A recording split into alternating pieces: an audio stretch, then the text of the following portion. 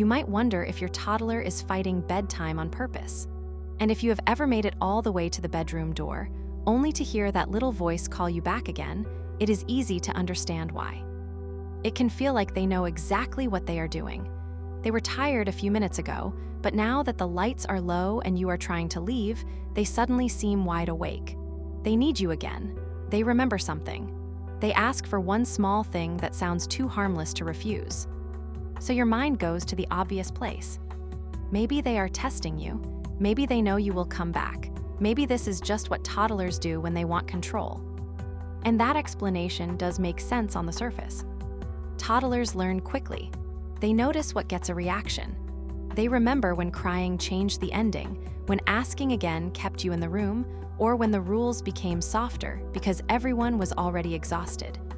But that is not the whole story. Your toddler may not be trying to win bedtime. They may be reacting to the moment the day ends, the room gets quiet, and you start to move away. That moment can feel much bigger to a young child than it looks to an adult. To you, bedtime may look like the last step of the routine. To them, it can feel like the moment where they need to know what happens next. And this is where bedtime can quietly go wrong. Not because you are doing something terrible. Usually, it happens because you are trying to be kind. You are trying to comfort them. You are trying to make the night feel softer. You are trying not to leave them upset. But your toddler is not only listening to what you say at bedtime, they are learning from what happens every night. And this is not just a parenting idea. In 2015, sleep researcher Jody Mindell and her team published a large study in the journal Sleep. They looked at bedtime routines in more than 10,000 children from birth to age 5 across multiple countries. Children who had a consistent bedtime routine tended to go to bed earlier, fall asleep faster, wake less often during the night, and sleep longer overall. That does not mean a routine magically fixes every sleep problem. It means that when the same calm pattern happens again and again, a child's body starts to recognize what the end of the day feels like.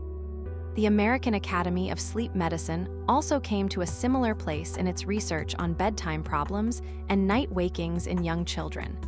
The wording is more clinical, but the idea is simple. When bedtime becomes more predictable, children have fewer reasons to keep checking what happens next. So if bedtime has started to feel like a battle, the real question may not be, how do I make my toddler stop fighting me? It may be, what pattern are they learning from me every night? The first mistake is when the ending keeps changing. Every bedtime has a moment where the routine is supposed to stop and sleep is supposed to begin. But in a lot of homes, that moment slowly becomes unclear. Maybe one night, bedtime ends after the story. Another night, it ends after a few extra minutes. Another night, it ends after crying. Another night, it ends only when you come back and change something. To an adult, that can feel harmless. It is just one more minute, one more bit of comfort, one more chance to help them settle. But to a toddler, the last thing that happens before sleep becomes part of the map. If the ending keeps changing, they do not know exactly where the edge is. They may not be thinking about this in words, but their brain is learning that bedtime has a flexible ending. And if the ending is flexible, it is worth checking. That is why the request itself is not always the real issue. The story is not always about the story. The water is not always about the water. The door is not always about the door. Sometimes the question underneath, it is much simpler. Is bedtime still finished if I ask again? And if the answer changes often enough, your toddler has a reason to keep asking. The better move is not to become cold. It is to make the ending feel the same every night. The same calm tone, the same final phrase, the same small ending that does not grow every time there is a protest. A sentence like, "I love you, it is sleep time now, I will see you in the morning," can become powerful when it keeps meaning the same thing. Because for a toddler, safety is not always created by adding more. Sometimes safety is created when the night finally stops changing. The second mistake is using excitement to get through bedtime. This one is difficult because it often works in the moment. A toddler who refuses pajamas may suddenly cooperate when the routine becomes funny. A child who is upset may go quiet when a screen comes on. A child who does not want to move may suddenly move when bedtime turns into a game. So it feels like the problem is getting better. The room becomes calmer, your toddler stops resisting, the evening starts moving again. But this is the trap. Quiet is not always sleepy.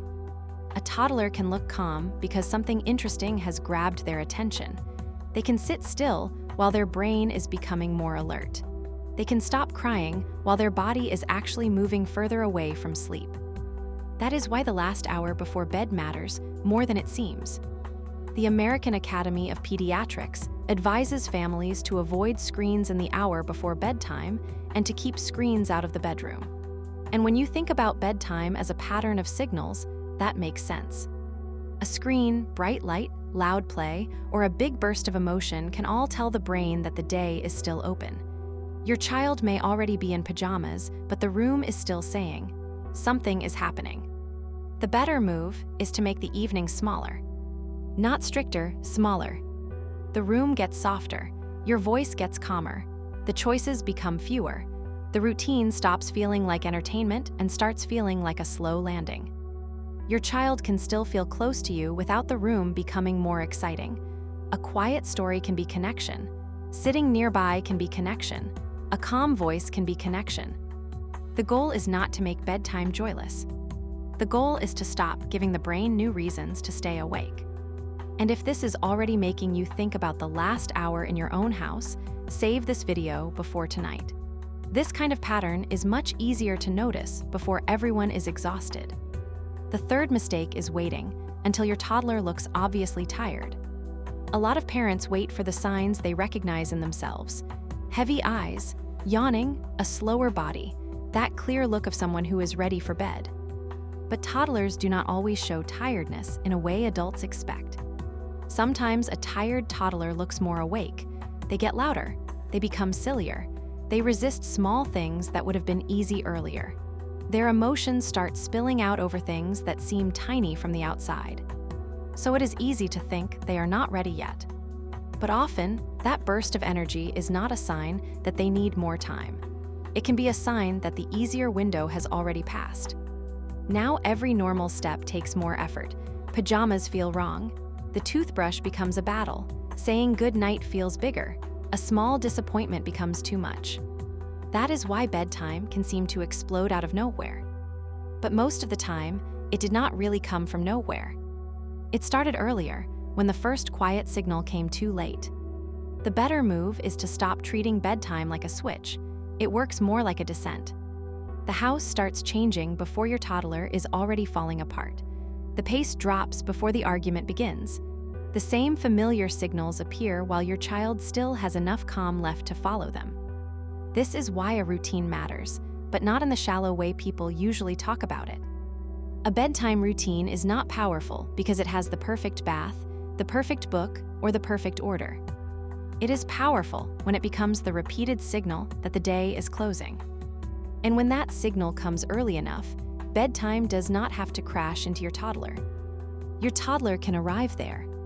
The fourth mistake is accidentally starting bedtime again in the middle of the night. This is the one that happens when nobody is thinking clearly. At 2 in the morning, most parents are not calmly choosing a long-term strategy. They are trying to stop the crying, protect the rest of the house, and get everyone back to sleep before the next day is ruined. So the response changes. One night you stay longer. Another night you bring milk. Another night the light goes on. Another night you lie down beside them because it is the fastest way to get through the moment. There is no shame in that. Middle of the night parenting is survival parenting. But from your toddler's side, the waking can start to feel like a question. They wake up, call out, and then wait to see what kind of night this will be. Maybe bedtime starts again. Maybe something new happens. Maybe the ending is different now because everyone is tired. They do not need to say that out loud for their body to learn the pattern. And once the middle of the night becomes interesting, there is more reason to fully wake up and check what happens. The better response is usually not a new event. It should feel like bedtime is still continuing, not starting over. The room stays dark, your voice stays low, the words stay simple. You reassure them without turning the moment into a fresh routine.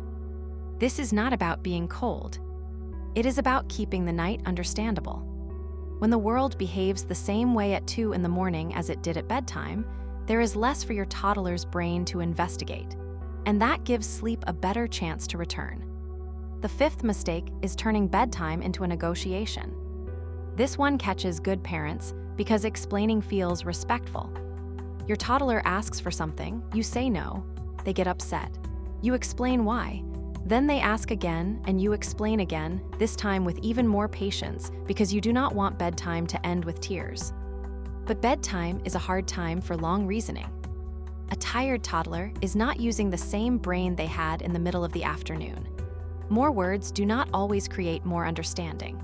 Sometimes more words create more attention, more emotion, and more room for the routine to stay open. This is why a loving explanation can accidentally keep the whole moment alive. Your child may not be trying to manipulate the conversation. They may simply be staying inside it because the conversation is still going. And as long as the conversation is still going, bedtime has not fully ended. The better move is to show that you understand the feeling without reopening the whole routine. Your child can hear that you know they wanted another story, while still hearing that stories are finished for tonight. Both things can be true. You do not have to argue the feeling away. You do not have to convince a tired toddler that sleep is a good idea. You just have to make the ending clear enough that they do not have to keep searching for another version of it. Because underneath many bedtime battles, the real issue is not the cup, the blanket, the story, or the exact position of the door. It is whether the ending still means the ending. So if your toddler fights sleep every night, it may not mean their sleep is broken. It may mean the pattern has become hard to read. The ending moves, the evening gets too exciting. The first quiet cue comes too late. The night waking turns into a second bedtime. The explanation turns into a conversation that never really closes. And the solution is not to become harsher. It is to become easier to predict. Not perfect, predictable. The same kind of ending, the same quiet tone, the same calm response in the middle of the night, the same feeling underneath the whole routine. The day is done, you are safe, and nothing new is starting now. That will not make every night easy. Some toddlers will still protest. Some seasons will still be harder. Illness, travel, daycare changes, new siblings, and big changes in your toddler's life can all shake sleep for a while. But when the pattern becomes steady enough, your child no longer has to keep checking what happens next. They can start trusting it. And that is what many parents miss about bedtime. It is not only about getting a toddler to close their eyes. It is about teaching the body what the end of the day feels like. So tonight, do not try to fix everything at once. Look for the one part of the pattern that keeps changing. Maybe it is the final goodbye. Maybe it is the screen that makes the evening easier for 10 minutes but harder afterward. Maybe it is the night waking that has slowly become a second bedtime. Maybe it is the explanation that turns into a full conversation every night. Start there, and tell me in the comments which part of bedtime is hardest in your house. The first goodbye, the repeated wake-ups, or the moment your toddler suddenly seems wide awake. And if your toddler seems fine all day but completely falls apart after daycare, watch the next video, because that behavior usually has a very different reason than most parents think.